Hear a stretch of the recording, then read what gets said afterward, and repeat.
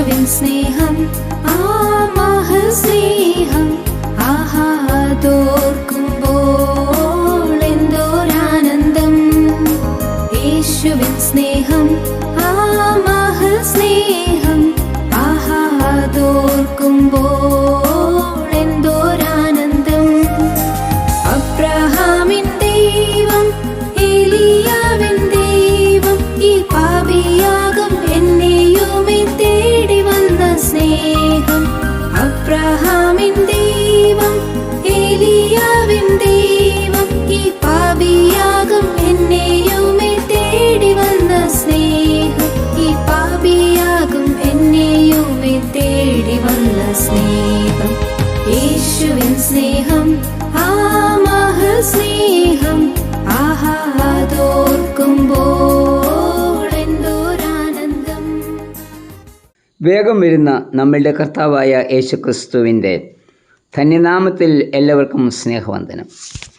പരീശന്മാരുടെയും ശാസ്ത്രിമാരുടെയും ബാഹ്യമായ ആചാര അനുഷ്ഠാനങ്ങളെ വിമർശിച്ച് അവരുടെ കപടഭക്തിയെ ചൂണ്ടിക്കാണിക്കുന്ന കർത്താവിനെക്കുറിച്ച് പറയുന്ന തിരുവചന ഭാഗമാണ് മർക്കോസ് 7:1-16 വരെയുള്ള വാക്യങ്ങൾ. മത്തായി 15:1 മുതൽ വാക്യങ്ങളിലും ഇത് നാം വായിക്കുന്നുണ്ട്. ലിഖിതവും അലിഖിതവുമായ 2 തരം കൽപ്പനകൾ ദൈവം സീനായി മലയിൽ വെച്ച് മോശയ്ക്ക് നൽകിയെന്ന് യഹൂദന്മാർ വിശ്വസിക്കുന്നു.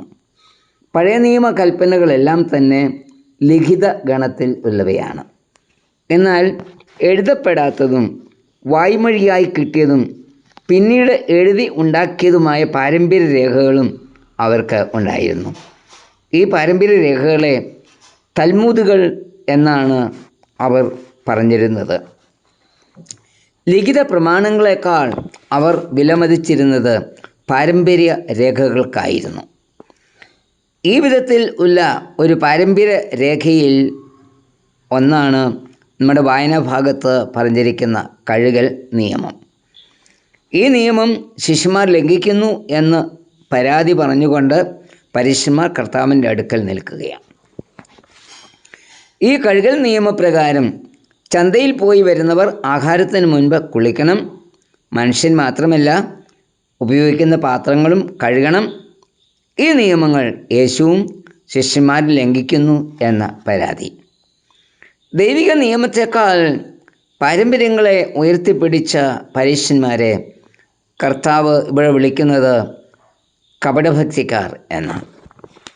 അവരുടെ കപടഭക്തിയെക്കുറിച്ച് മത്തായി 23 കർത്താവ് പറയുന്നുണ്ട്. നിങ്ങൾ തുളസി, ചതകുപ്പ, ജീരകം ഇവയിൽ പതാരം കൊടുക്കുന്നു, എന്നാൽ ന്യായം, കരുണ, വിശ്വസ്തത എന്നിവയെ ത്യജിക്കുന്നു. നിങ്ങൾ കിണ്ടികിണ്ണങ്ങളുടെ പുറം വെടിപ്പാക്കുന്നു, അകത്ത് കവർച്ചയും അതിക്രമവും നിറഞ്ഞിരിക്കുന്നു. നിങ്ങൾ ശവക്കല്ലറകളെ വെള്ള തേച്ച് അഴകുള്ളതാക്കുന്നു, അകമേയോ ചത്തവരുടെ അസ്ഥി നിറഞ്ഞിരിക്കുന്നു. പുറമേ നിങ്ങൾ നീതിമാന്മാർ എന്ന് തോന്നിപ്പിക്കുന്നു, അകമേയോ കപടഭക്തിയും അധർമ്മവും നിറഞ്ഞിരിക്കുന്നു. മത്തായി 23 മുതൽ 28 വരെ. ബാഹ്യമായി വിശുദ്ധർ എന്ന് കാണിച്ചുകൊണ്ട് ആന്തരികമായി അശുദ്ധിയിൽ ജീവിക്കുന്നവർ. ഇന്ന് വിശ്വാസി എന്ന് അഭിമാനിക്കുന്ന നമ്മിൽ പലരും ബാഹ്യമായ പ്രവൃത്തികളിൽ കൂടി വിശുദ്ധരെന്ന് നടിക്കുകയല്ല ചെയ്യുന്നത്. മർക്കോസ് 7:6 കർത്താവ് പറയുന്നത്, ഈ ജനം അധരം കൊണ്ട് എന്നെ ബഹുമാനിക്കുന്നു, അവരുടെ ഹൃദയം എന്നിൽ നിന്ന് അകന്നിരിക്കുന്നു എന്ന് കർത്താവ് നമ്മെക്കുറിച്ചും പറയുന്നത് ഇത് തന്നെയല്ലേ. അവർ ചെയ്യുന്ന ഒരു പ്രവൃത്തി കൂടി കർത്താവ് ഇവിടെ ചൂണ്ടിക്കാണിക്കുന്നുണ്ട്. മാതാപിതാക്കന്മാരെ ബഹുമാനിക്കണം എന്നും വാർദ്ധക്യത്തിൽ അവരെ കരുതണം എന്നും ഉള്ള കൽപ്പന ദൈവം അവർക്ക് നൽകിയിരുന്നു. ഒരു മകന് അപ്പനെയോ അമ്മയെയോ കരുതാതിരിപ്പാൻ ഒരു എളുപ്പമാർഗം അന്ന് ഉണ്ടായിരുന്നു.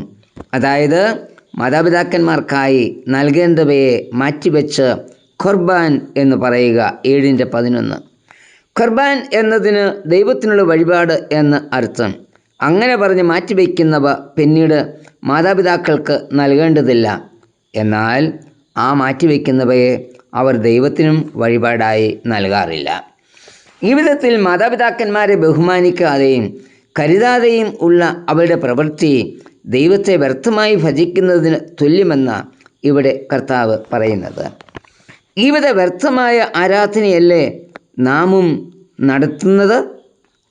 പിന്നെയും ആന്തരിക വിശുദ്ധി പ്രാപിച്ച് നാം ആരാധിക്കേണ്ടത് ആവശ്യമാണ്. ആന്തരിക വിശുദ്ധി എന്നത് ഹൃദയ ശുദ്ധീകരണമാണ്. അതാണ് കർത്താവ് 7:15 പറയുന്നത്. അകത്ത് ചെല്ലുന്ന ആഹാരമല്ല നമ്മെ അശുദ്ധമാക്കുന്നത്, നമ്മുടെ ഉള്ളിൽ നിന്ന് വരുന്ന ദുശ്ചിന്ത, വ്യഭിചാരം, കൊലപാതകം, ദുഷ്ടത, ചതി, ദൂഷണം, അഹങ്കാരം, ഭിന്നത, ഗൂഢാലോചന ഇവയൊക്കെയാണ് നമ്മെ അശുദ്ധമാക്കുന്നത്. ഇന്ന് നമുക്ക് നമ്മെ ഒന്ന് പരിശോധിക്കാം. അകമെ അശുദ്ധമാക്കുന്ന അനേക പ്രവൃത്തികൾ നമ്മുടെ ഉള്ളിൽ നിന്ന് പുറത്ത് ചാടാറില്ലേ? പുറമേ ഭക്തി പ്രകടിപ്പിക്കുകയും അകമേ അശുദ്ധ ചിന്തകളിൽ പ്രിയപ്പെടുകയും ചെയ്യുന്ന വിശ്വാസിയാണോ ഞാനും നീയും?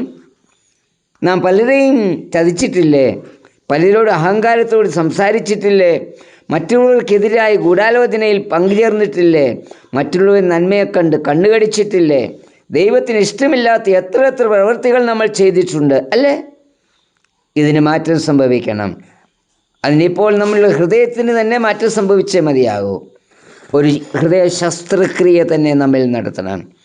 എസ്കേൽ പ്രവാചകനിൽ കൂടി കർത്താവ് പറയുന്നത്, ഞാൻ നിങ്ങളുടെ മേൽ നിർമ്മല ജലം തളിക്കും, ഞാൻ നിങ്ങളുടെ സകല മലിനതകളെയും സകല വിഗ്രഹങ്ങളെയും നീക്കി നിങ്ങളെ നിർമ്മലീകരിക്കും, ഞാൻ നിങ്ങൾക്ക് പുതിയൊരു ഹൃദയം തരും. എസ്കേൽ 36:25-26 വാക്യങ്ങൾ. ഈ പുതിയ ഹൃദയം ലഭിക്കണമെങ്കിൽ കർത്താവിൻ്റെ അടുക്കൽ ചെല്ലണം, അവനോട് ചോദിക്കണം. എങ്കിൽ നമ്മുടെ കല്ലായ ഹൃദയത്തെ മാറ്റി മാംസമായ ഹൃദയം, ഒരു പുതിയ ഹൃദയം നമുക്ക് തരും. കർത്താവേ, അശുദ്ധി നിറഞ്ഞ എൻ്റെ ഹൃദയത്തെ നീക്കി ഒരു പുതിയ ഹൃദയം നൽകി ഭക്തിയിൽ നിന്നെ ആരാധിപ്പാനുള്ള കൃപ എനിക്ക് നൽകണമേ. ആമേൻ.